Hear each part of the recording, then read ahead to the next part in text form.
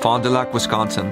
Population around 47,000. Home to a dead mall, a mercury factory, and the birthplace of King Camp Gillette, the inventor of the safety razor.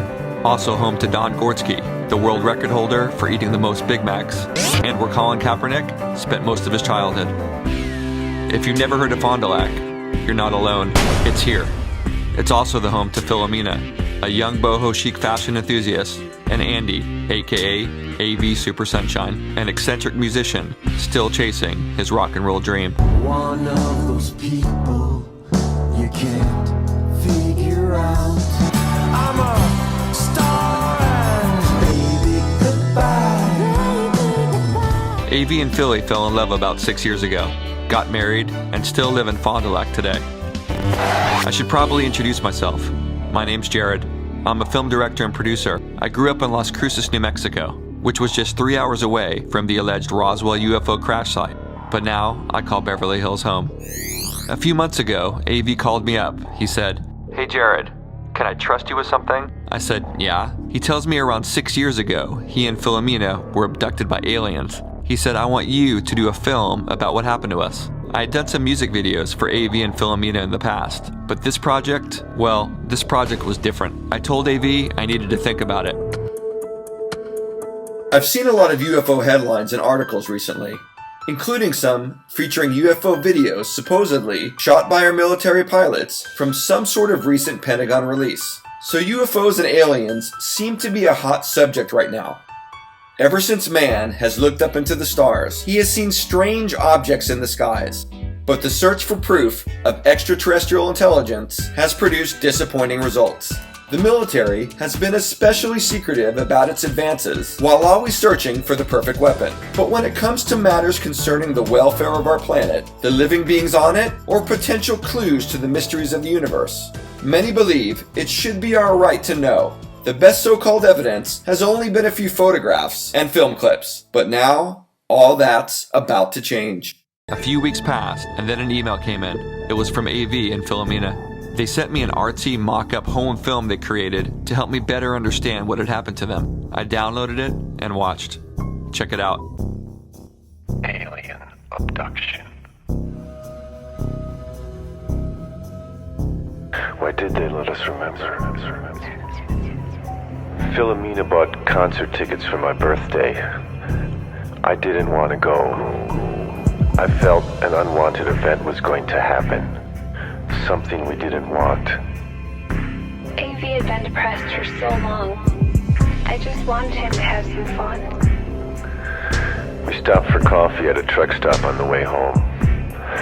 We still had an hour's drive left and were wide awake when an unusual set of streaking headlights passed in the opposite lanes. Everything suddenly looked so creepy. When we turned forward again, the car was approaching a 2-lane underpass, beyond which was darkness. There wasn't a star in the sky beyond that bridge. The last thing I remember before the event was the car coming even with the first set of overhead lanes. Yes.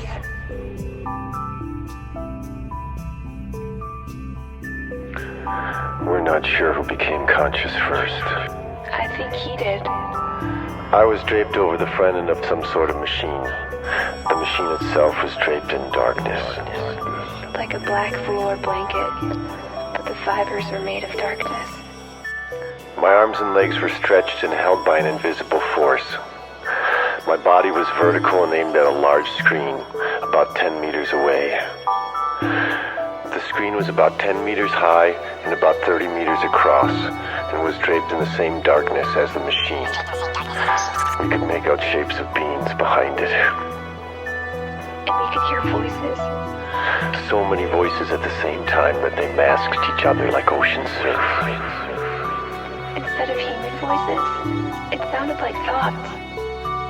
Like an ocean of thought waves from a sea of minds. I wasn't able to look at anything except the screen, but amazingly I could see everything around with some sort of 360-degree peripheral vision. It was like we had eyes in the back of our heads. Philomena was standing next to me on my right, frozen, like some official Earth witness or host person. Like she was Vanna White and I was strapped to a vertical wheel of fortune. The floor was cloaked in darkness, same as the machine and screen. To our right and left and above our heads, outer space, with planets and stars visible. It was like we were in a transparent room, surrounded by deep space. Clear, flexible tubing was inserted into me and lay trailing off into the darkness.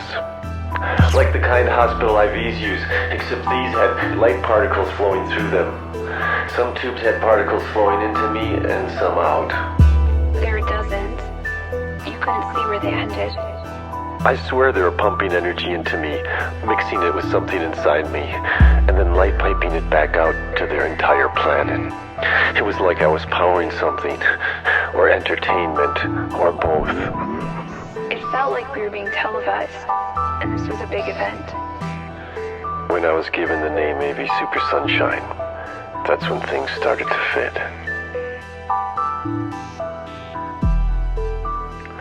I have conscious memory for about 5 hours of time, hanging there like a piece of museum art, waiting for the curator to come by and straighten me.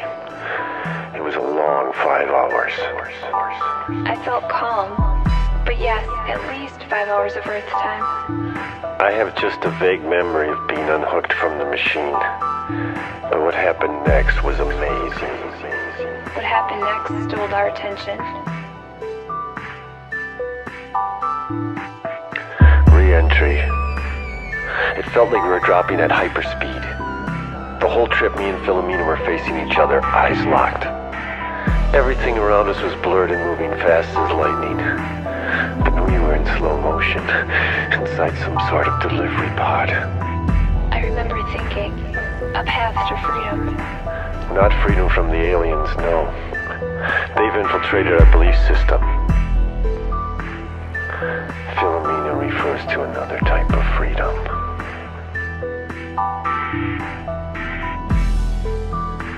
When we arrived back, the vehicle had traveled into the underpass, completely hidden from aerial view by the upper lanes. The car had drifted into the left lane and was aimed 45 degrees off course, about to hit the concrete bridge supports dividing the opposite lanes of interstate. The whole scene looked frozen in time, like an action movie still. They placed us in the car together. I remember being extremely calm, like I was drugged. As soon as our bodies were in position, the scene started in real time again, like hitting the play button on a frozen movie frame. I remember being slid into my seat, foot to the accelerator, hands to the steering wheel. My head position was the last to be adjusted. As soon as it was turned away from Philomena and forward, we were driving at highway speed. During the entire re-entry, it felt like we were in slow motion. But it seemed like only a split second of time had passed. I didn't even have to think about the adjustments to get us back on course. It was like the movements were pre-programmed into my muscle memory. It was like something was guiding the car. We were in a short wheelbase, two-door purple Geo-Trekker soft top, traveling at 65 miles an hour. The adjustments required to avoid a fatal accident made the driver's side tires almost come off the ground. We exited the underpass in the left lane, probably looking slightly out of control for the first couple hundred yards. Find that satellite footage. Normally I would have been panicking, but I was extremely calm. I thought to myself, my God, we had just experienced a satellite invisible moving car extraction and a full-on, memories included, alien abduction. And I had a witness who saw what they've been doing to me. The first thing I said to Philomena was, tell me, what just happened?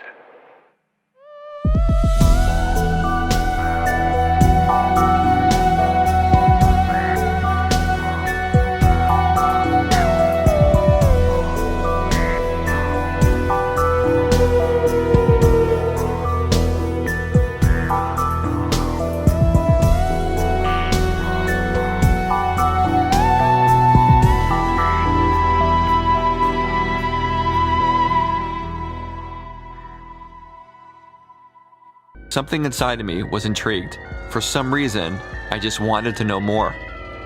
A week later, Avi and Philly showed up in Beverly Hills to tell me their story. As crazy as this may seem, what you're about to watch is real. I'm just here with Avi and Philly. We're just talking about... Well, you can't film us without our sunglasses on. Yeah, okay. Let's talk about the evening of the abduction, okay? Okay. All right, so you go to the show, right, and you had a good time. What was the band that you saw? Death Cab for Cutie. I wanted to buy Andy tickets because he's a musician. I don't know, I just thought he'd like to go out with me. Where were they playing? Milwaukee. How long of a drive is it to Milwaukee from? It's about an hour and 20. You guys drink anything, smoke No. anything? Nothing. No. Who's driving? Andy is. So the concert ended at like around what time? 11, maybe 11:15. And then what did you do right after the show? Got out of the parking garage and we went and found a little diner, like a gas station diner. Do you remember what you ate? I don't remember, but I know I had coffee because I drank that. So you're done with the coffee and then it's time to hit the road. And you're gonna drive back home? Right. Okay. And at this point, you guys are living together or not? No, not yet. We're No. just going on dates. What was the night like? It was cloudy. There was no rain. Were there a lot of people on the road that late at night? Not many. It was us and then maybe one car. And what car were you driving? It was a Geo Tracker. Geo Tracker.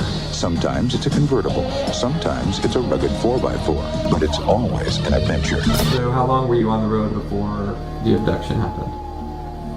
Like 10, 15 minutes. You know, when you go under a two-lane underpass, and it's a divided highway 2 and 2, you know how they put the cement pillars between to keep the two lanes up ahead? And it looked like they had those construction lights up, just yeah, I can see two crafts, the crafts we were on and another craft. They think they got abducted by aliens, like for real. Yes? Both of them? Yes? Same time. Yes? They must have been on drugs or something. I need like some those wooden train tracks and some like trains. Okay, why? Because I need to have these guys recreate what happened to them when they got abducted. There was train tracks involved? No, there wasn't train tracks involved. There was, they were on a highway. We brought over, thanks bro, you want to show them what you brought over so they can recreate kind of the bus here and some, this probably isn't like your Geo.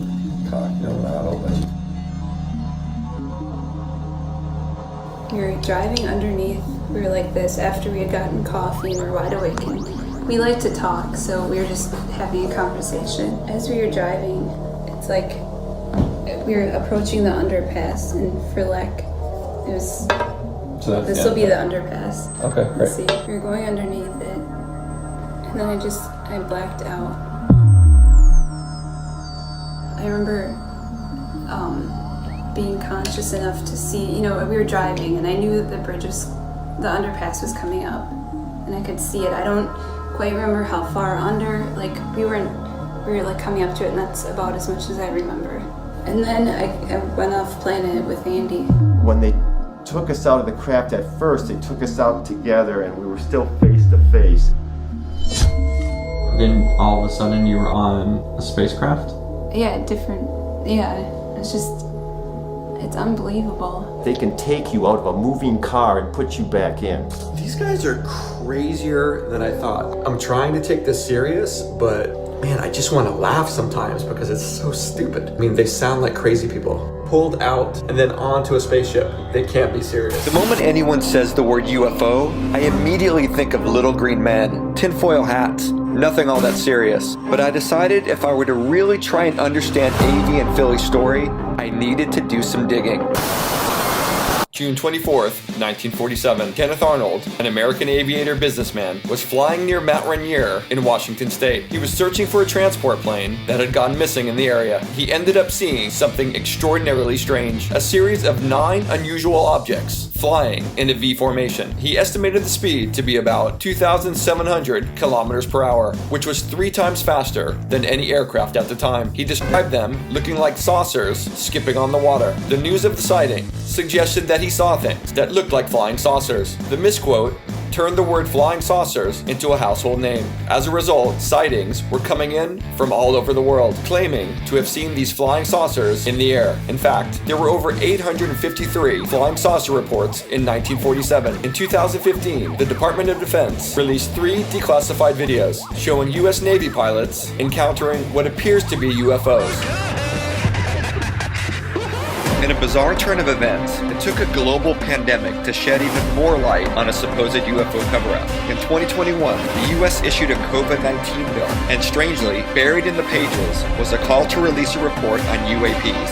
As a result, the military began talking about UFOs and UAPs as possible threats to public safety.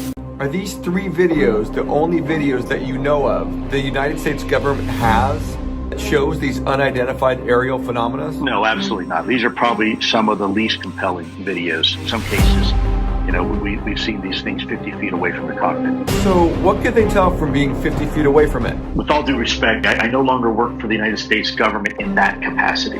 So I want to be clear that I don't want to speak on behalf of the U.S. government. I was asked to do a job, which I did.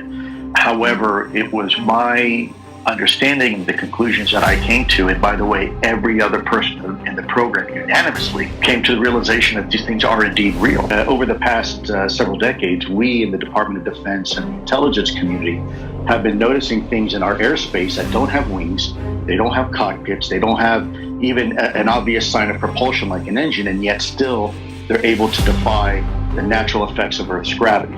It's getting increasingly harder to keep the cat in the bag. This was the first time the U.S. government had ever acknowledged the existence of such videos. So what is a UFO? It's an unidentified flying object, a term coined by the U.S. Air Force in 1953. They used it to describe any aircraft that could not be easily explained or identified.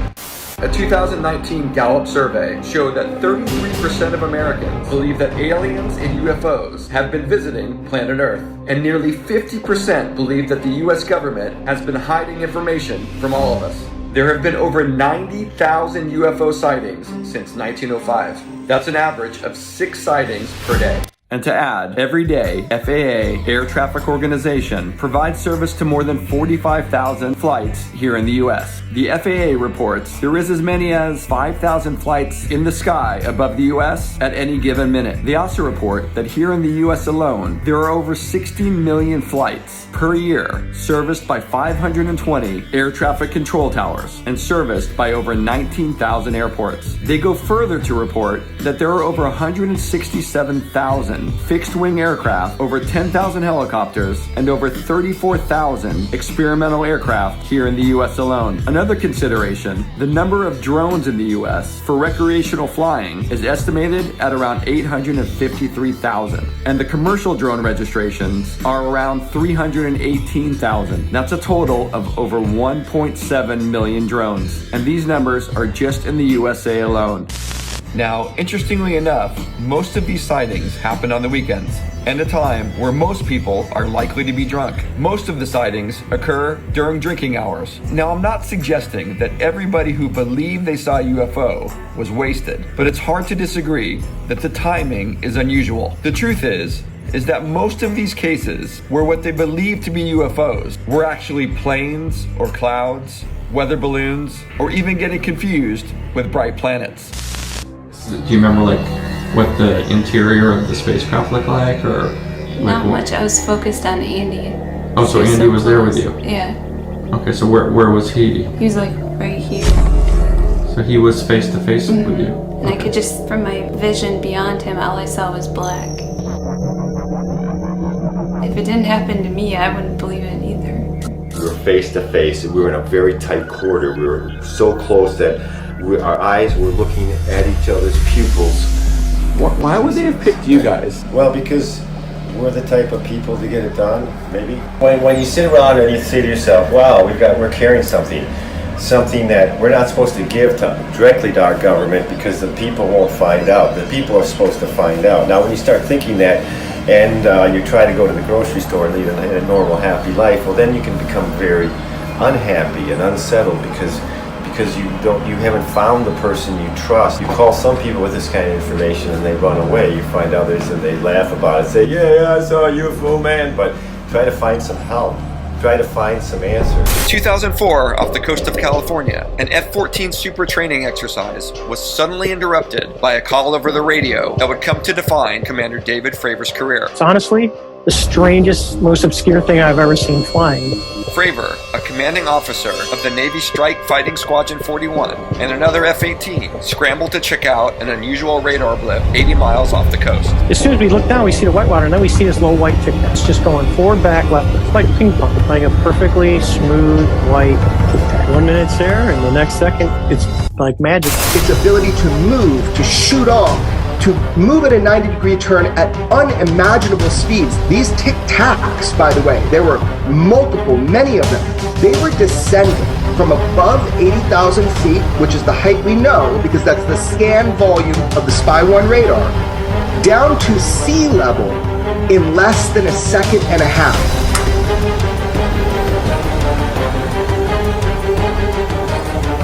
I wanted to start just by talking about some of the released Pentagon information and the documents. There's some photos and some video that were released. Do you guys have any thoughts about that? Did you watch that on TV? Well, it's pretty lightweight in the sense of things shared to the committee. What I found interesting, they want to know, of course, who's flying them, which there's a debate about. And then they wanted to know, do they pose a threat? I think history shows they haven't attacked anything yet. Yeah, exactly. Then, when you guys had your experience, did you feel like there was any kind of hostile energy or anything like that in your experience? No, we were almost like we were trained for it, and they were our friends. When you hear politicians, and people from the Pentagon talking about, like, they seem concerned about public safety from some of this. Does that jive with anything that you experienced? Well, I've read and I've watched a lot of UFO literature as well as YouTube videos, and the rare case of a physical contact with a craft, most of them are people dreaming, waking up in the middle of the night. That's not something physical, right? Or they came and took me out of my bedroom. Well, it sounds more like a dream. How can they walk through a wall, on the second floor? You know what I mean? We witnessed no weapon systems on the crafts. They're not here to take us over. I don't believe there's any hostility. There's nowhere on the craft for a weapon, and I don't think there's any way for them to fire a weapon without endangering the craft. We were on about a 50-foot flying saucer twice. When they fire up, they kind of go up on an angle. We were lying along an edge so that when it angled up at 45 degrees, our heads were above our feet. We humans need our blood to run a certain way, and apparently they do too. When you're in the craft traveling, it just feels kind of like you're sliding down like sideways down some crack into another dimension. That's the best way I can describe it. The craft doesn't even move. Instead, the universe moves to it. And at low speeds, they look very unstable, but at high speeds, they just go veer off in a straight line. They want to know who's flying the craft. So this is a picture of an alien that we received from them when we asked. The government's not being honest about it, saying, it might be the Chinese, it might be the Russians. I think they're withholding a lot of things from us. If the government asked to talk to you, would you talk to the government about your experience? Sure, as long as... Well, she's afraid. You won't. Why wouldn't you, Philly? I don't like talking about it. I really don't. It's affected me so greatly. It's uncomfortable to talk about. It might be also, she doesn't want to be interrogated by some suits, and made feel. No, that's not it. Okay, well, the reason why we didn't reach out to the government and instead reached out to you and made this film, if there are others like us and they went to the government, well, what happened to them? You know what I mean? You think that there have been people that have gone to the government that have been knocked off or disappeared? We don't think that, but we're I was a Boy Scout. Be prepared. You know what I mean? So we're not willing to take that chance until we've gone public, and then people can ask, what happened to AV and Philomena if we do disappear? We're under the impression that what the Pentagon has shared are some very select cases. If these things are always seen around our nuke silos, obviously they don't want a nuclear war. If they can freeze time like they did with me and Philomena when they took us out of the car, they can basically disarm the nuke and take off, and nobody will know they're even there. In the Pentagon briefing, there was an Air Force commander who described the UFOs as tic tacs. Does that seem like a pretty accurate description in terms of what you experienced? Well, we were in a saucer, and a saucer shape could look like a tic tac if it had its own gravity, right? I mean, a tic tac, it looks like the edge of a saucer. We didn't see another ship flying next to us. When I was in the craft looking through the side of the craft, I saw like star fields going by. Now, there's another thing. When they fly, they pulsate like a beat, like a rhythm, just a little bit of dun, dun, dun, and it feels like you're sliding down the craft. So maybe they're just sitting in one spot and stuff's coming to them. But did you experience something? Yeah, similar. Kind of just like a rocking feeling while you're sliding. Philly doesn't like to talk about it, but she's willing to share it, which she's done in this film.